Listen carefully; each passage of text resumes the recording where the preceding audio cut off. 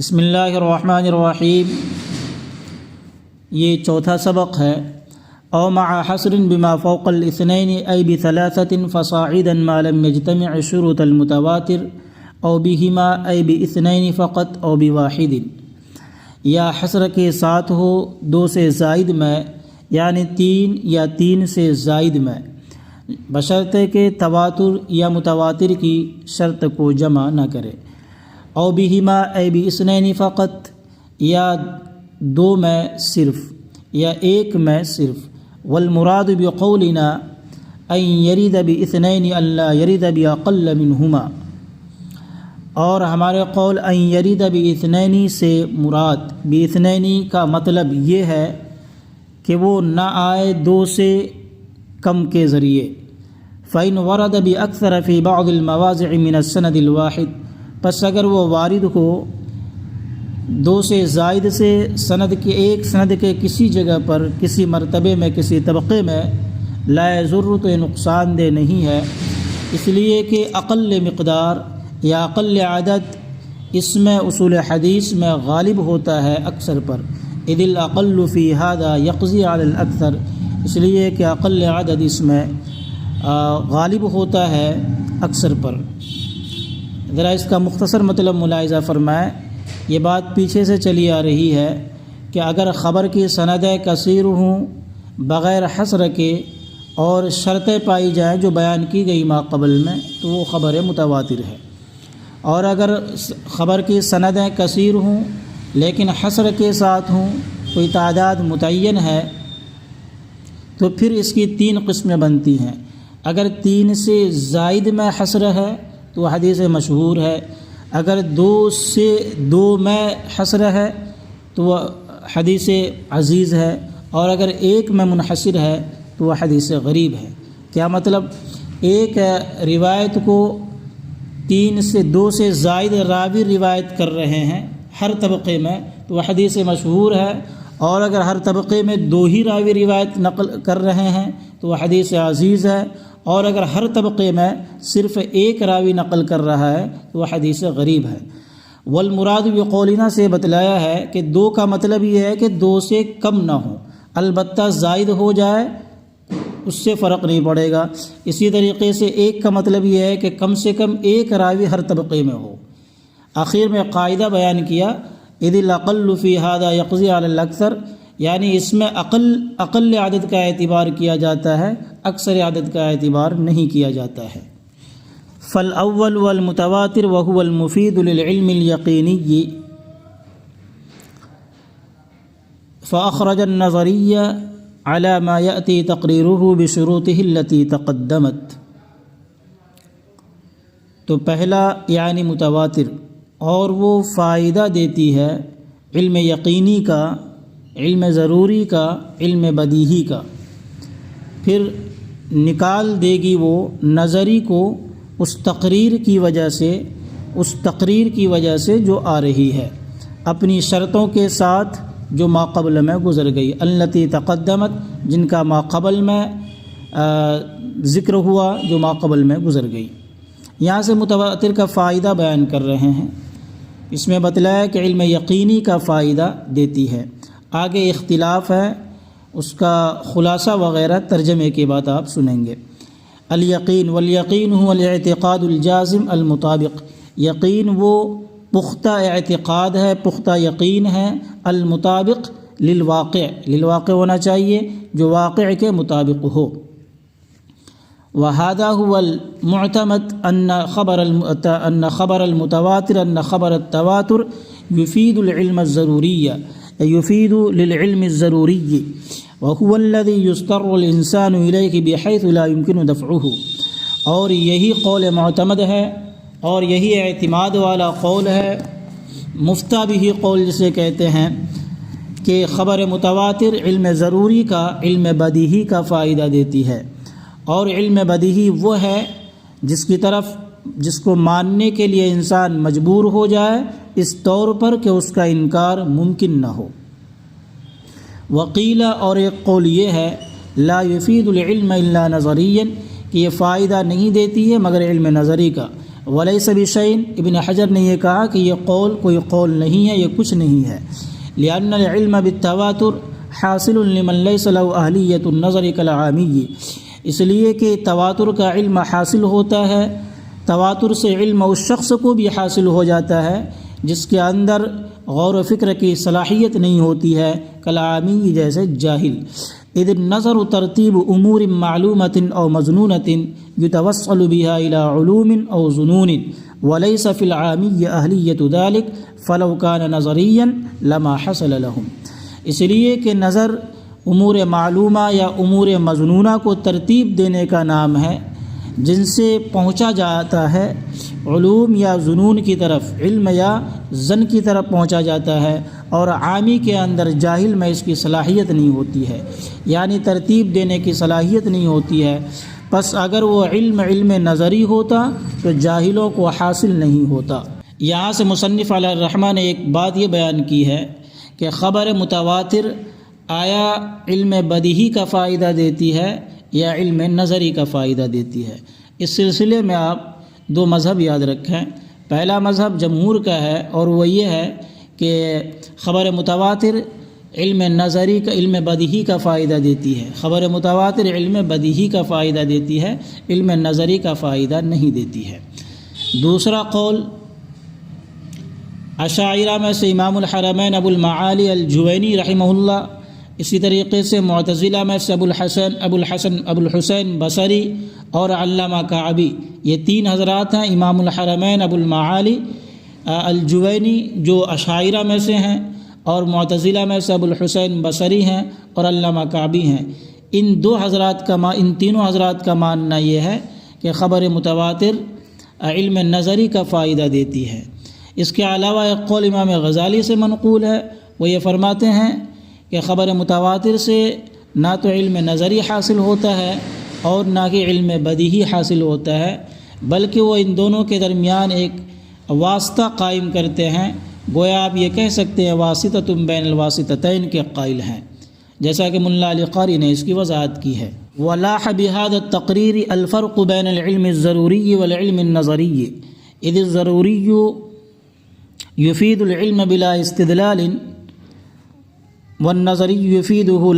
ولكن مع الاستدلال على الإفادة، وأن الضروري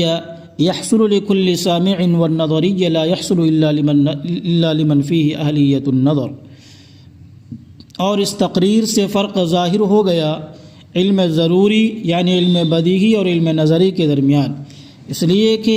نظری فائدہ دیتا ہے، علم کا یقین کا فائدہ دیتا ہے استدلال کے بغیر استدلال کے، اس لیے کہ ضروری یعنی بدیہی فائدہ دیتا ہے علم کا بغیر استدلال کے، جبکہ نظری فائدہ دیتا ہے علم کا استدلال کے ساتھ فائدہ دیتا ہے۔ اور یہ کہ ضروری حاصل ہوتا ہے، دوسرا فرق یہ ہے، اور ضروری حاصل ہوتا ہے ہر سننے والے کو، اور نظری حاصل نہیں ہوتا ہے مگر اس شخص کو جس کے اندر نظر کی اہلیت اور صلاحیت ہو۔ انما ابہمت شروط التواتر فی الاصل لأنه على هذه الكيفية ليس من مباحث علم الإسناد، إذ علم الإسناد يبحث فيه عن صحة الحديث أو ضعفه ليعلم به أو يترك من حيث صفات الرجال وصيغ الأداء، والمتواتر لا يبحث عن رجاله بل يجب العمل به من غير بحث۔ اور صرف مبہم رکھا گیا تواتر کی شرطوں کو اصل میں یعنی متن میں، نخبۃ الفکر فی اہل مصطلح اہل الاثر میں، اس لیے کہ اس کیفیت پر، اس لیے کہ متواتر اس کیفیت پر علم الاسناد یعنی اصول حدیث کی بحثوں میں سے نہیں ہے، اس لیے کہ علم الاسناد اس میں بحث کی جاتی ہے حدیث کی صحت اور اس کے ضعف سے، تاکہ اس پر عمل کیا جائے یا اس کو چھوڑا جائے، راویوں کی صفات کے اعتبار سے اور صیغ ادا کے اعتبار سے، اور متواتر میں راویوں کے احوال سے بحث نہیں کی جاتی ہے، بلکہ عمل کرنا اس پر واجب ہے بغیر بحث کے۔ دراصل یہاں پر ایک اعتراض اور اس کا جواب ہے۔ اعتراض یہ ہے کہ جب تواتر کے اندر کی یہ شرطیں اتنی ہی ضروری ہیں، تو ان شرطوں کو ابن حجر عسقلانی نے متن یعنی نخبۃ الفکر کے اندر کیوں نہیں بیان کیا؟ تو اس کا جواب یہ ہے کہ متواتر اتنی تفصیل کے ساتھ، اس تفصیل اور اس کیفیت کے ساتھ اور ان شرطوں کے ساتھ علم اصول حدیث کی بحث سے خارج ہو جاتی ہے۔ جب تواتر کے اندر یہ شرطیں لگا دی جائیں، یہ تفصیلات بیان کر دی جائیں، تو متواتر فی علم اصول حدیث کی بحث سے خارج ہو جاتی ہے۔ جب یہ علم اصول حدیث کی بحث سے خارج ہو گئی تو علم اصول حدیث کی کتاب میں اس کے ذکر کا کوئی مطلب نہیں بنتا ہے۔ وہ کیسے کہ اصول حدیث کے اندر راویوں کے احوال سے بحث کی جاتی ہے کہ آئے راوی ضعیف ہے، اسی طرح عادل ہے، ثقہ ہے، تاکہ اس پہ عمل کیا جائے اس حدیث پر، یا اس حدیث کو چھوڑ دیا جائے۔ جبکہ خبر متواتر کے راویوں سے بحث ہوتی ہی نہیں ہے۔ وہ راوی جیسا بھی ہو اس کی روایت پر عمل کرنا ضروری ہے۔ ملا علی قاری نے لکھا ہے خبر متواتر کے بارے میں، وَإِنْ وَرَدَ عَنِ الْفُسَّاقِ بَلْ عَنِ الْكَفَرِ، کہ اگرچہ وہ حدیث فساق سے بلکہ کافر سے بھی آئے اس پہ عمل کرنا واجب ہے۔ قاعدۃ ذکر ابن الصلاح ان مثال المتواتر على التفسير المتقدم يعز وجوده الا ان يدعى ذلك في حديث من كذب علي، دوسرے نسخے میں ہے من كذب علي متعمدا فليتبوأ مقعده من النار، وما ادعاه من العزة ممنوع، وكذلك ما ادعاه غيره من العدم لأن ذلك نشأ عن قلة الاطلاع على كثرة الطرق وأحوال الرجال وصفاتهم المقتضية لإبعاد العادة أن يتواطؤوا على الكذب أو يحصل منهم اتفاقا۔